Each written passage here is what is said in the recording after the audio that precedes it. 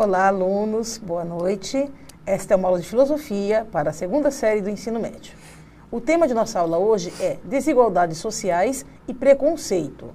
E a educação com isso? Parte 2. Eu sou a professora Márcia, estarei fazendo a moderação com vocês através do chat e apresento a vocês a professora Maria Fernanda, que irá ministrar esta aula. Boa noite, professora. Boa noite, Marcinha. Obrigada pela acolhida. Boa noite, segundo médio. Bom, escusado dizer que é um prazerzaço estar aqui com todos vocês. Sejam bem-vindíssimos, como sempre. Os professores também sejam muito bem-vindos. Os saúdo com muita honra, com muita alegria. Hoje é dia de filosofia no Centro de Mídias, então nós vamos juntos prejudicar a tolice e a laddeleza e vamos tentar juntos percorrer um caminho interessante, né? Bom, vocês devem estar lembrados que na quinta-feira passada, nós começamos a conversar sobre educação. Daí, então, eu vou contar para vocês qual é a habilidade de hoje, que é expressar por escrito e oralmente a relevância da educação para a superação de preconceitos e desigualdades sociais, no bojo do conteúdo de filosofia, política e ética, filosofia e educação. Vamos lá, vamos dar o start, assim, o pontapé inicial do nosso encontro de hoje. E a gente vai começar retomando um pouquinho do que a gente conversou na semana passada. Se vocês se lembrarem bem e puxarem pelo fio da memória, vocês vão lembrar que semana passada a gente fez um esforço conjunto para definir o que era preconceito, né? Dentro da perspectiva de um autor, um filósofo italiano chamado Norberto Bobbio. Então, a gente tinha feito assim, um recorrido, né? Um percurso em que a gente foi aos pouquinhos tentando entender como é que o Bobbio definia, né? O que era preconceito até chegar na discriminação e na maneira como os preconceitos, né, da maneira como as desigualdades sociais são acrescidas de camadas de preconceito até que a gente chega numa situação de vulnerabilidade, marginalidade, discriminação, enfim, né? Essas eram as ideias que a gente tentou traçar na semana passada pensando na teoria do Norberto Bobbio. E, se bem me lembro, nós tínhamos terminado o nosso último encontro dizendo assim, o Bobbio, ele coloca que os preconceitos, eles nascem, eles têm um lugar onde eles nascem, onde eles são gestados e paridos. E este lugar, diz o Bobbio, é a cabeça humana. Bom, então, se os preconceitos nascem na cabeça humana, coloca o Bobbio, é aí que nós temos que combatê-lo. E aí eu lhes pergunto, que lugar melhor, que lugar mais privilegiado para falar sobre o que vai pela cabeça humana do que a escola? Por isso que hoje a gente vai falar um pouquinho sobre escola e um pouquinho sobre educação. Para a gente começar, eu queria ouvir vocês. Contem no chat se vocês quiserem, né? Se puderem, contem aí no chat. O que você entende por educação? No fundo, eu estou perguntando assim, como você definiria a palavra educação? Eu sei que não é uma tarefa fácil fazer essa definição. A gente poderia colocar uma arena e os autores se degladiando, defendendo posições sobre educação e assim. Acho que a gente não chegaria num consenso. Daí eu estou pedindo um negócio meio desleal para vocês. Mas vamos fazer dessa deslealdade, vamos fazer do limão uma limonada, não é? Vamos ver as ideias que aparecem aqui no chat. Daí a gente já conversa, combinado? Olha só, já tem bastante interação, professora Fernanda, o chat já está aberto direto. Então vamos lá. Então tá diretão aqui, vamos lá.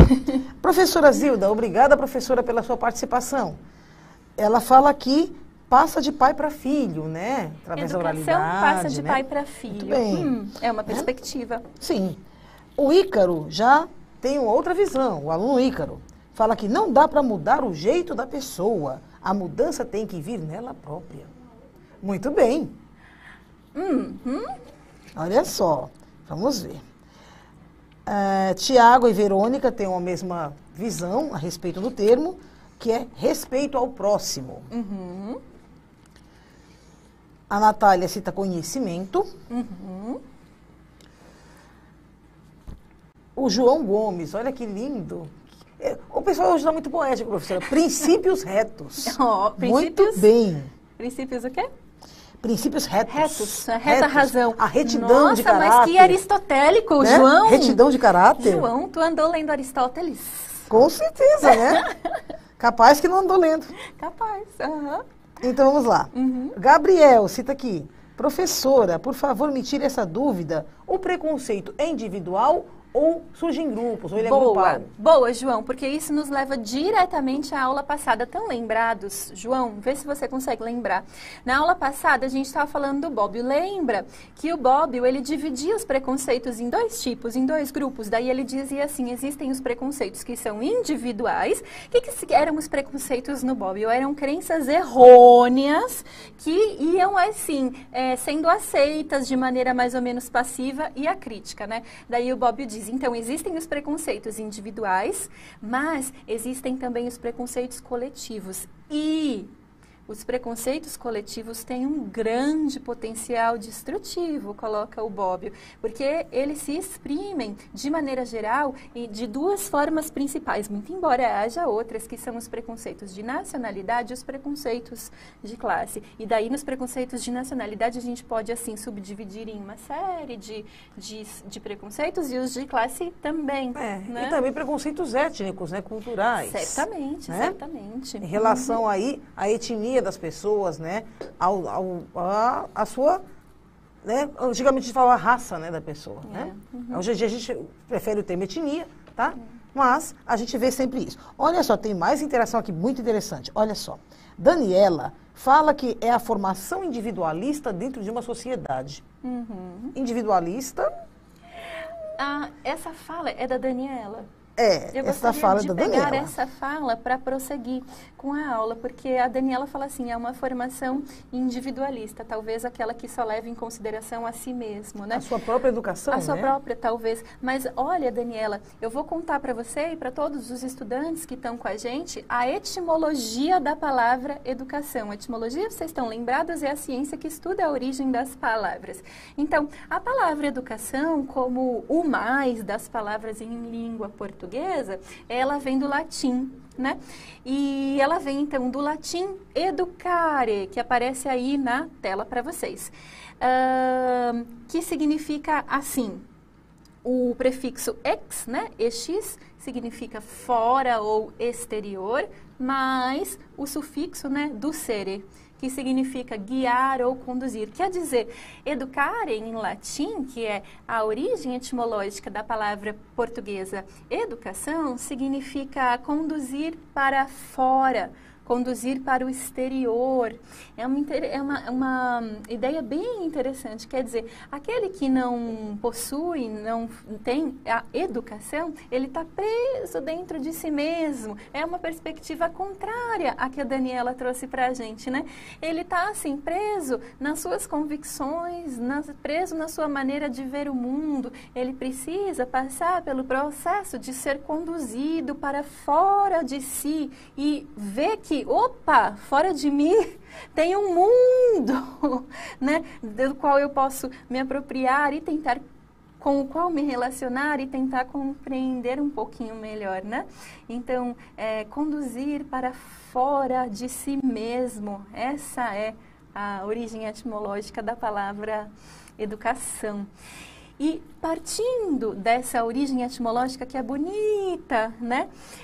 Eu gostaria de fazer com vocês um recorrido histórico ao longo das diferentes concepções e dos diferentes entendimentos a respeito da educação e de quais seriam as suas funções.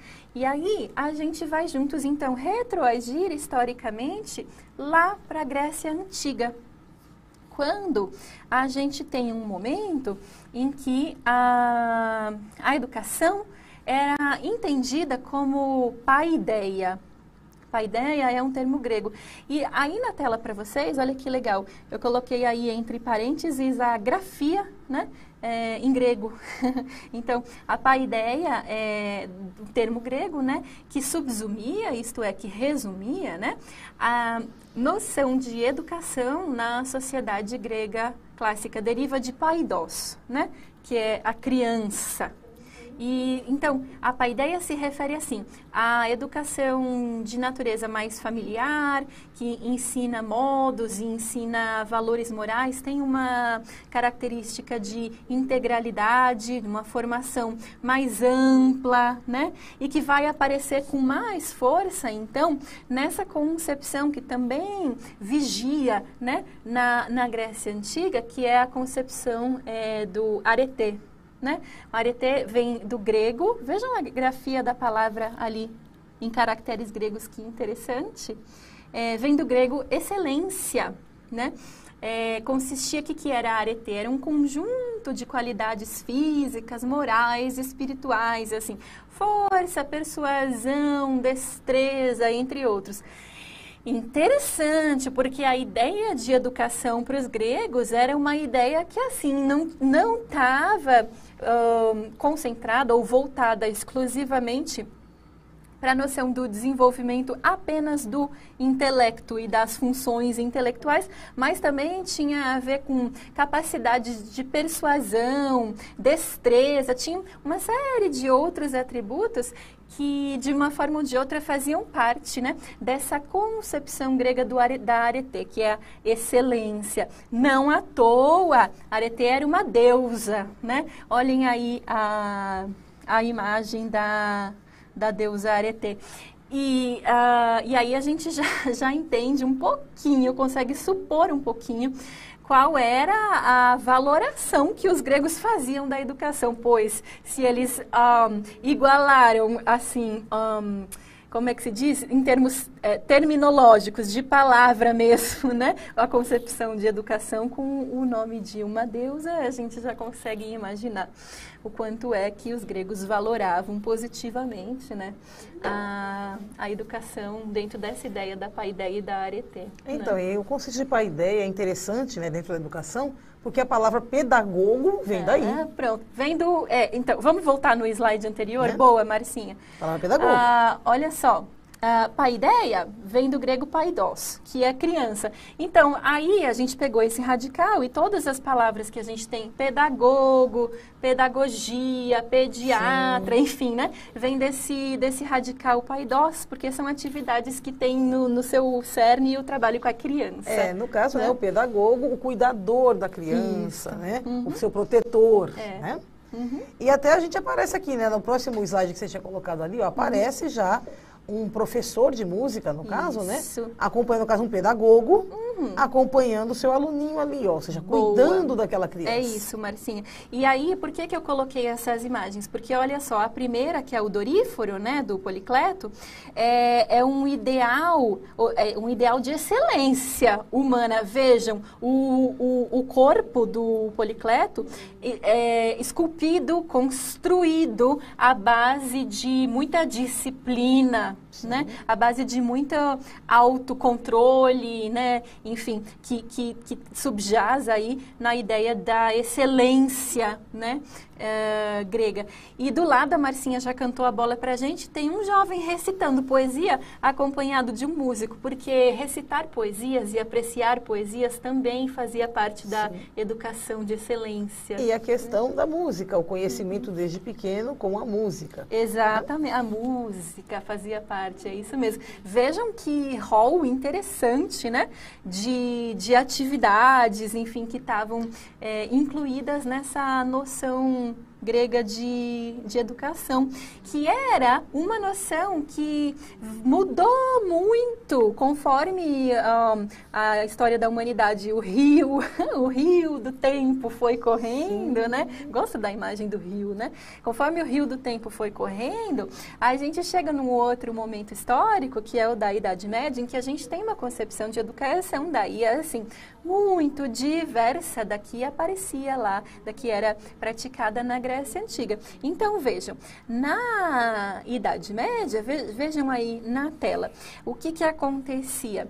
E muitas escolas, elas se localizavam em mosteiros, igrejas ou em paróquias, né? Sim. E a gente sabe, né, pelas aulas de história, a gente sabe a força, o controle que a Igreja Católica exercia sobre corpos e mentes, né, no período da Idade Média. E por esta razão é que os responsáveis pelas aulas nas escolas eram clérigos, eram padres, eram bispos. Eles atuavam como professores e, ao mesmo tempo, eles ensinavam as Sagradas Escrituras. Sim. Né? E uma coisa interessante, né, é a desigualdade social, né, que é o tema da aula de hoje. Justamente ela se acentua muito nesse período. Por quê? Quem detinha todo o conhecimento, gente, lembre-se, conhecimento é poder, e é mesmo, tá? Quem detinha todo esse poder, esse conhecimento, era justamente o clero, o alto clero. Então, só quem tinha o direito a ser instruído eram os nobres. A grande maioria da população, né, no caso, os vassalos, eles, né, os vassalos, os colonos ali, eles não recebiam educação alguma formal, né? Eles nasciam, cresciam, multiplicavam-se e morriam analfabetos, infelizmente. Inclusive, existe um dado interessante. Mesmo essa questão do conhecimento só era transmitida entre os membros do mais alto clero. Daí você vê a figura dos padres copistas. Eles apenas copiavam os manuscritos para que eles não se perdessem. Só que eles não sabiam ler uma linha do que estava escrito ali. Tá? Ou seja, o conhecimento era tão sagrado e tão poderoso que era apenas para aquela pequena, minúscula parcela. Nós tínhamos reis analfabetos, inclusive. Os filhos, né, que já passaram a ser instruídos. Eles sabiam da importância da educação. Mas os reis, mesmo os primeiros, né, eles eram guerreiros, era um povo que, guerra expansionista, vamos conquistar território, eles não estavam muito interessados em serem ilustrados. Né? Aí, assim, só para vocês terem uma ideia, né, de como que estava configurada essa educação na Idade Média, assim, havia dois grandes grupos, digamos assim, né, de conhecimento. O primeiro se chamava Trivium. E por que ele se chamava Trivium? Porque ele trazia 3 conhecimentos que eram entendidos assim como básicos, que eram a gramática, daí do latim, porque a gente está falando do período da Idade Média, né? Em que o latim era ainda valorado, né, como língua por excelência. A retórica, a arte do bom discurso, né, da persuasão, enfim, e a lógica.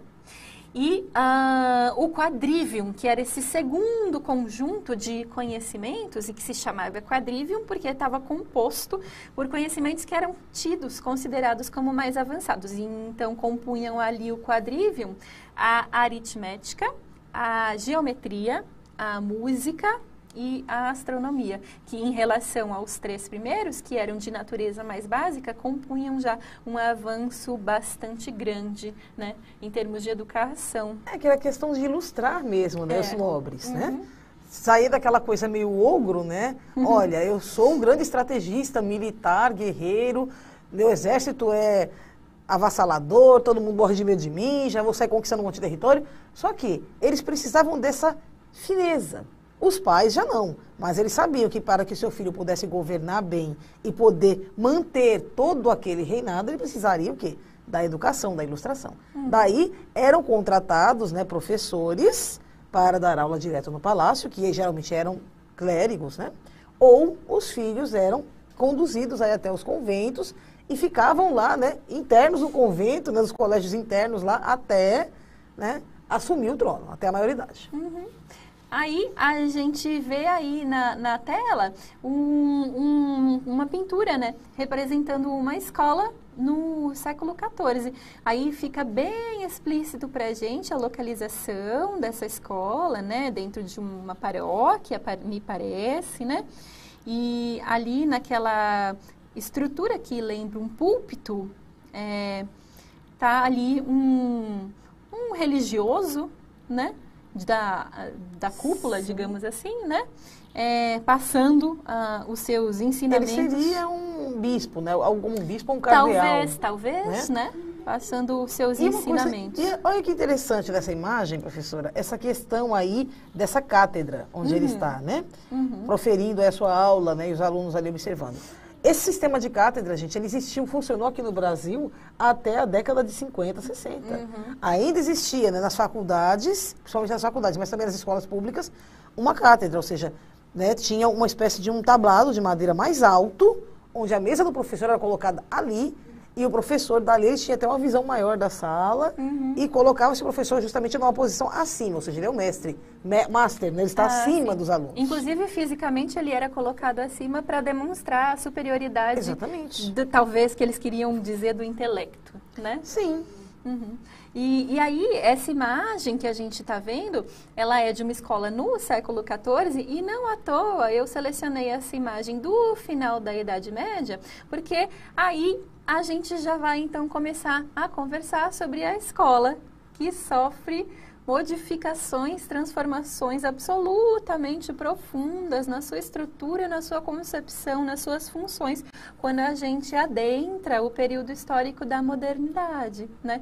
E a modernidade, ela está representada, digamos assim, por alguns eventos históricos de envergadura, de importância, assim, absolutamente gigantesca, incontestável, como é o caso, por exemplo, da formação dos Estados-nação, quando os países começam a se unificar, as regiões começam a se unificar e se tornarem Estados-nação, não é?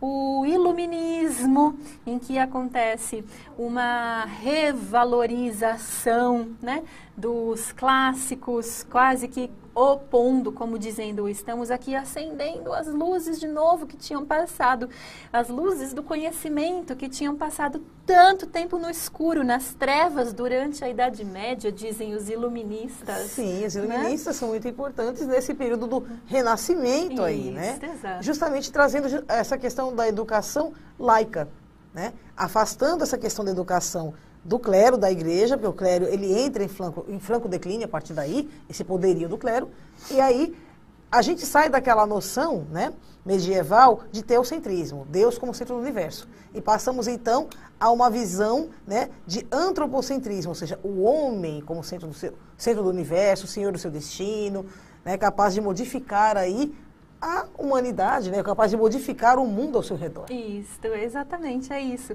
E daí, então, surgem as ideias sobre educação laica, né, uma educação, portanto, separada dos dogmas, das doutrinas, né, religiosas, enfim, da igreja. E daí, eu convido vocês, aqueles que se interessarem um pouquinho mais por esse tema, a procurarem teóricos que estão produzindo, né, nesse período da modernidade, embora um pouquinho afastados temporalmente, né? O Comênios, o Rousseau e o Pestalozzi. Muito embora, pessoal, se vocês forem fazer uma pequena investigação, uma pequena pesquisa sobre esse tema, vocês vão se deparar com muitos outros nomes, né? Aqui, na verdade, eu deixo estes três, o Comênios, o Rousseau e o Pestalozzi, apenas como uma sugestão, talvez, assim, um pontapé inicial para aqueles que se interessarem para ver esse tema mais detalhadamente, mais profundamente, iniciarem as suas buscas, tentando entender um pouquinho, então, qual a visão que o Comênios, né, um moderno, né, o Rousseau, um moderno, e o Pestalozzi, também moderno, afastados um pouquinho temporalmente, mas quais as visões que eles tinham a respeito da educação e a respeito da escola, porque são visões muito próprias da modernidade, muito próprias, portanto, do tempo histórico em que eles estão inseridos, em que eles estão vivendo e que diferem, assim, radicalmente, abissalmente das concepções que havia, que vigiam, né, na Idade Média e anteriormente na Antiguidade Clássica. Quando acontece a Revolução Industrial, lá no finalzinho do século XVIII, primeiramente na Inglaterra, depois vai se espraiando por toda a Europa, né? O que acontece? As escolas, elas começam a receber um número, assim, muito crescente, exponencial de estudantes. E vocês conseguem imaginar por que a Revolução Industrial traz como um dos seus corolários, uma das suas consequências, a expansão, assim, gigantesca no número de estudantes sentados nos bancos escolares? Por quê? Assim, se eu dissesse para vocês, pessoal, uma hipótese rápida, por que a Revolução Industrial causou um aumento exponencial no número de alunos sentados nos bancos escolares? 1, 2, 3, já. Vamos ver uma hipótese no chat. Vamos lá. Olha só, a professora Maria Madalena está pedindo, né, para a gente mandar um oi, um abraço especial, né? Oi, Maria. Para os alunos da Escola Estadual Dom Tarcísio. Oh, Escola Estadual Dom Tarcísio. Olá, Escola Dom Tarcísio, beijos. Boa noite, beijos para vocês e para a professora também. Vamos lá, gente. O que tem aqui de... Olha só, proibição do trabalho infantil, é citado pela Fabiana. Proibição do trabalho infantil, mas a gente precisa ver bem direitinho, porque no início da Revolução Industrial... Ainda não. Ainda não, né? Uhum. Né? Aí, a Laís, né? A professora Geisa cita formação técnica. Boa, muito professora bem. Geisa, é isso. A formação precisava, então, de uma formação técnica para mão de obra, não era uma formação muito qualificada, uma formação suficiente para capacitar os indivíduos a realizarem atividades técnicas de baixa complexidade nas fábricas, nas indústrias. É por isso que a gente tem, então, um aumento muito grande no número de alunos, né? No número de escolas também, no pós-revolução industrial. Sabe, gente, essa escola moderna, ela vai passando por inúmeras modificações. E é muito interessante a gente poder acompanhar a evolução, como é que essa escola foi, né, evoluindo e se transformando ao longo do tempo, né? Porque hoje a gente entende, concebe educação de uma forma. Se vocês perguntarem aos pais de vocês, vão conceber de uma forma diferente. Se perguntarem para os avós, façam essa mesma pergunta. Perguntem para os pais, o que é pais ou tios, enfim, alguém mais ou menos dessa faixa de idade, mais velhos do que vocês. Vem cá, o que é educação, na sua opinião? Vocês vão obter uma resposta. Agora, se vocês fizerem essa mesma pergunta para os avós ou pessoas mais velhas, amigos da família de vocês, enfim, vem cá, o que é educação? Vocês vão receber outra resposta. É uma atividade, assim, é bem interessante, né? Porque as concepções de educação durante a modernidade, elas foram mudando muito. E a gente consegue acompanhar isso no testemunho histórico, no testemunho material, né, dessa educação. Para a gente entender um pouquinho isso, para ilustrar, na verdade, um pouco isso, que eu queria convidar vocês a fazerem comigo um passeio pelo site do Centro de Referência em Educação, é o CRE Mário Covas. O Centro de Referência em Educação, que vocês estão vendo aí na tela, tem várias atividades super interessantes, mas o site, gente, é extremamente rico. Se vocês quiserem, tirem um print da tela, para depois vocês acessarem com mais calma, no conforto da casa de vocês, né? Então, a gente tem aqui, ó, nas categorias, nos links aqui do lado, né? A gente tem histórias de escolas estaduais paulistas, a gente tem uma exposição virtual, a escola pública e o saber. Nessa exposição virtual, gente, a gente vai encontrar um montão de objetos e explicações desses objetos que faziam parte do cotidiano da escola nesse momento, nos diferentes momentos que a escola foi passando ao longo do tempo. Aí, se a gente põe o nosso cursor aqui, né, exposição, a escola pública e o saber, aí a gente vai aqui e escolhe o ícone, o link objetos, né? A gente vai poder ver fotos e explicações de objetos que compunham a mobília da escola, os instrumentos que eram utilizados para escrever, os suportes utilizados para ensinar, os documentos que tinha nessas escolas e os objetos pessoais, né? Se a gente clica aqui em objetos pessoais, tem um que eu acho que vocês já ouviram falar, mas talvez nunca tenham visto. Eu mesma nunca tinha visto até que eu vim fazer essa visita nesse site. Já ouviram falar em palmatória? Olha aqui o que é uma palmatória. Estão vendo? Esse objeto, assim, tem essa ponta pesada, né? De madeira. Gente, para quem já ouviu falar nisso, me contem, para que servia uma palmatória na mão de um professor numa escola dos anos, o quê? 40, 50. Vocês sabem, gente? Ponham aí no chat quem sabe. O que o professor fazia com uma dessa na mão? Olha, a Brena, castigo. Castigo. Muito bem. Castigo, era isso. A Sara Rebeca, bater no aluno. Bater. Mas era bater A aonde? Emily, Por que bater que chamava? na mão. Na mão, por isso que chamava palmatória. Imaginem isso. O aluno fazia alguma coisa que o professor não gostava, né? Alguma malcriação, assim, né? Falava um nome feio. Aí o professor dizia, estende a mão. Para levar bolo. Bolo. E assim, a quantidade de bolos variava. Variava. Se De você acordo fizesse... com a infração, era mais bolos na Se mão. você fizesse uma coisa muito grave, era 10 palmadas fortes na mão com a palmatória, né? Esse é um objeto que a gente vê aqui no site, né? Do centro de referência. A minha mãe ainda pegou essa fase. Ah, e sua mãe? A minha mãe. Tomou palmatória? Palmatória, caroço de milho, ajoelhar em cima do caroço de milho, atrás da porta, Então, olha, gente, vamos pensar juntos. Coisa louca, assim. Que concepção de educação é essa que pune o aluno corporalmente? É uma certa concepção que não é a que a gente tem hoje. Ainda bem, né?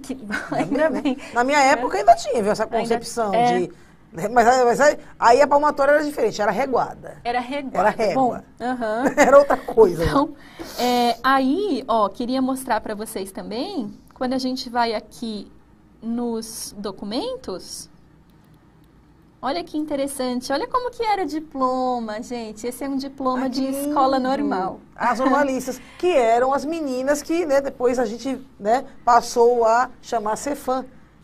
Magistério. O curso normal antigamente era a mesma coisa que o magistério. Era quando nós formávamos, né, as mocinhas para dar aula para as crianças pequenas de 1ª a 4ª série. E aí, olha só que legal. Nessa parte aqui, ó, gente, dos instrumentos de escrita, ó, antigamente, né, se escrevia com aquela caneta em formato pena. Esse é o tinteiro, onde molhava a pontinha da caneta. Você acredita que eu ainda tenho? Você tem um tinteiro em casa? Eu tenho um bico de pena e o mata-borrão. Você tem um bico de pena. Deixa eu ver se eu acho. Eu tenho um mata-borrão também. Gente, vocês sabem o que é caneta bico de pena? Deixa eu ver se eu acho. Maravilhoso. Aqui, ó lá. Tá vendo? Vocês estão vendo o meu mouse? Tem um mata-borrão ali que não dá pra ver. Tem um mata-borrão. Aquele pedacinho ali de papel, estreitinho ali, ó. Que tá bem clarinho, quase não dá para enxergar. Mas tem ali uma filipeta de papel mais grossa. Isso é chamado mata-borrão, mata-borrão, que era para tirar o excesso de tinta, para não borrar. Porque às vezes borrava mesmo, né? Então, para chupar aquela tinta que ficava no papel, evitando que grudasse nas outras folhas, a gente arrancava um pedacinho do mata-borrão ali. E chamava caneta bico de pena, porque olha que fininho a fininha pontinha dela. Porque antes, né, gente, quando não existia, assim, a indústria, né, para fabricar essas canetas de metal, fazia, assim, com pena de aves mesmo, né? Aí pegava aquela parte mais durinha da pena e esculpia na forma bem fininha para poder molhar a ponta dessa pena na tinta para poder escrever com um traço fininho. Gente, ó, nesse site, vocês vão encontrar, assim, uma infinidade. Ó o mata-borrão aqui, Marcinho. Eu tenho. Né? Meu pai tinha, e eu tenho porque eu ainda uso. De vez em quando eu gosto de desenhar, né? Pessoas de arte, né? Gosto de desenhar com bico de pena. E aí, às vezes, para dar aquele efeito, mas até para esfumar também. Até para esfumar. Eu uso um pouquinho para dar aquela, né? Aquele efeito mais sombreado. Exato. Então, gente, assim, para conhecer mais sobre educação, ideias sobre educação, como se fazia a educação, acessem esse site do Centro de Referência em Educação Mário Covas. É super, super rico, vale super a pena. Tenho certeza que vocês vão ficar encantados. Outra coisa que é linda, que eu adorei, que eu vi, menina, cartilhas antigas. Ah, sim. As cartilhas. Tem a minha, eu vi aqui já. Né? Tem uma parte que tem os documentos históricos, né? Os livros históricos. Aí tem a cartilha Caminho Suave, que foi a que eu aprendi na década de 70. Né? Ela ficou famosa na década de 70. E tinha da minha mãe. Anos 50, Cartilha do Povo, que chamava. Legal, anos Cartilha 50. do Povo, década de 50, Olha 1950. Cartilha do Povo. Eu falei, gente, isso aqui minha mãe estudou com isso. Ela comentava dessa cartilha com a gente. E como as coisas vão mudando, né? Como mudou. Aí hoje nós temos, né, outra forma, né, de ver. Exatamente. Né? Essa questão da alfabetização, enfim. Exatamente. E aí, sabe, gente, a gente está aqui vimos diversas concepções sobre educação ao longo da história, diversas formas de entender a função da educação. E eu queria chegar com vocês nesse passo, né, que é chegar no momento em que a gente pode começar a entender, lá na metade do século XX, a gente consegue começar a entender a educação com uma função social bastante específica e, assim, absolutamente crucial, fundamental, que é a da educação enquanto guardiã da memória.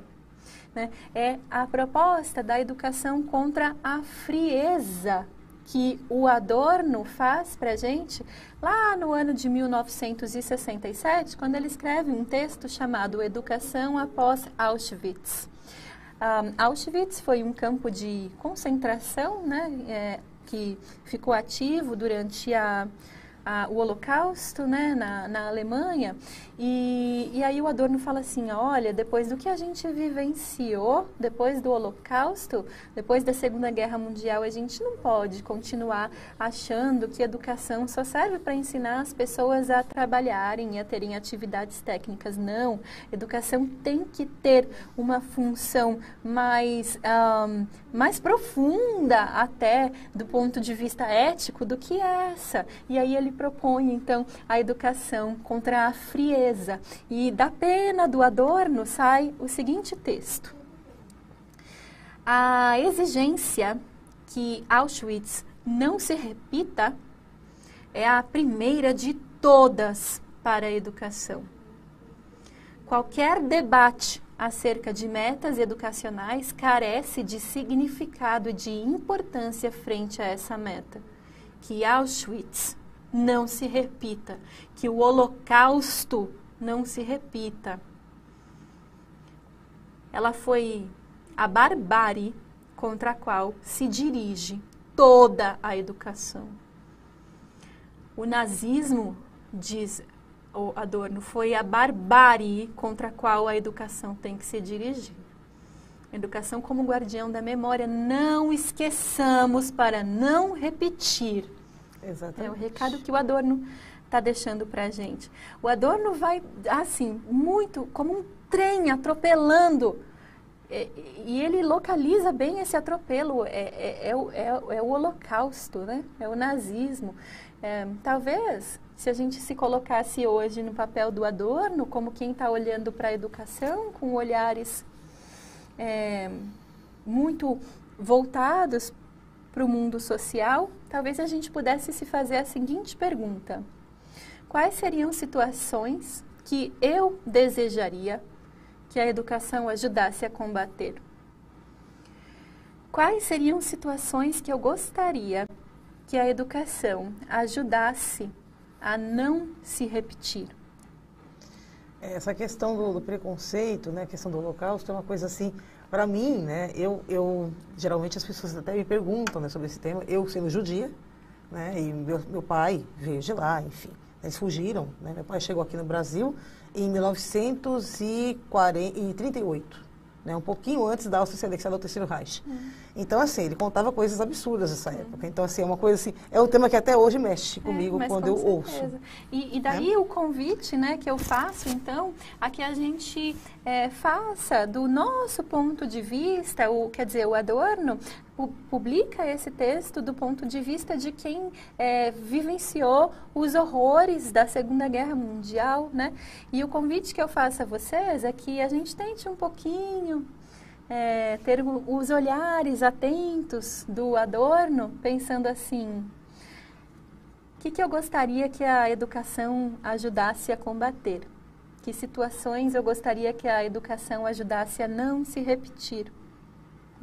Esse é um exercício importante. E no bojo desse exercício é que eu deixo para vocês uma proposta, né, de final de atividade, que seria a elaboração de um texto argumentativo com o seguinte tema: será que é possível pensar em alcançar um mundo com menos preconceitos e desigualdades sociais sem a educação? Qual sua opinião sobre isso? Esse é um convite de atividade para que vocês realizem. Conversem com os professores de vocês também, que eles têm muito a contribuir. E eu me despeço de vocês, já convidando-os para que a gente se encontre na próxima semana, na próxima quinta-feira. Agradeço a Marcinha pela moderação. Obrigada, Fernanda, pelo convite. Adorei também estar aqui com vocês essa tarde. Observem que vai aparecer agora na tela de vocês o QR Code e também o link para que vocês coloquem suas dúvidas, sugestões sobre a nossa aula. Tá ok, gente? Muito, muito obrigada a todos os professores e alunos que participaram conosco até aqui. Tchau, a gente se vê na próxima aula. Até mais, gente. Beijão.